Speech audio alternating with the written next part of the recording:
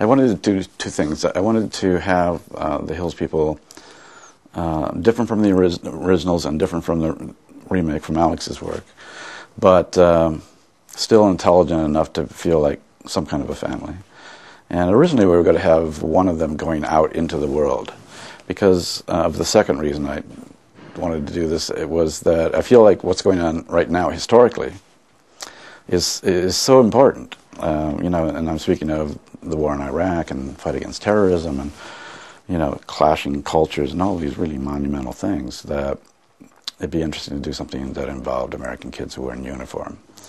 And not only that, but we're fighting, you know, kind of unexpectedly encountering an enemy that was totally inexplicable. He was a filmmaker that certainly was not afraid to do something controversial. The one film that we had seen that he had done, Butterfly, is about a very controversial subject, human cannibalism, but with all sorts of sexual overtones and everything that make a lot of people just twitch. So that told me that he wasn't afraid of, you know, touchy material, and also that he was a filmmaker.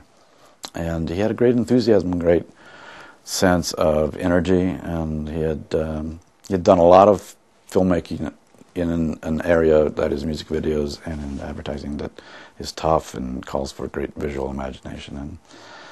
And he just ended up on the top of the heap of, you know, we probably looked at several hundred directors, and he was one of 4, I think, or one of 3. And then at a certain point we just said, you know, let's go with him. He just feels good. It helped that we were in a hotel that was being run by a friend of his, so, you know, everybody was warm and friendly to us, and I think they were excited to have us there.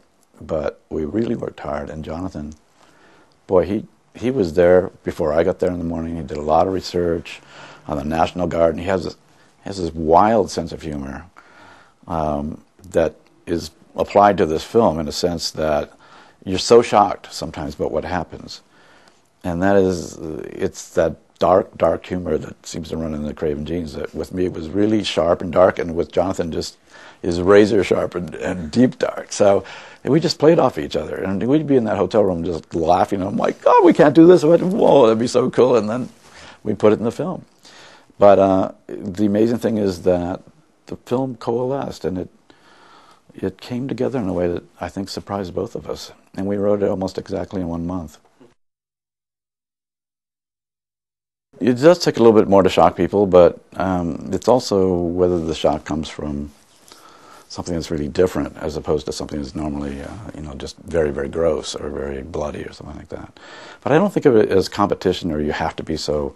It's really about building a group of characters that you really care about and then seeing them tested to the nth degree.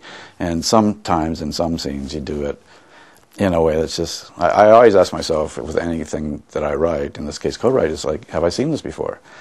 If it's a scene that I've seen before in another movie, I either say, well, forget that, or let's turn it on its head.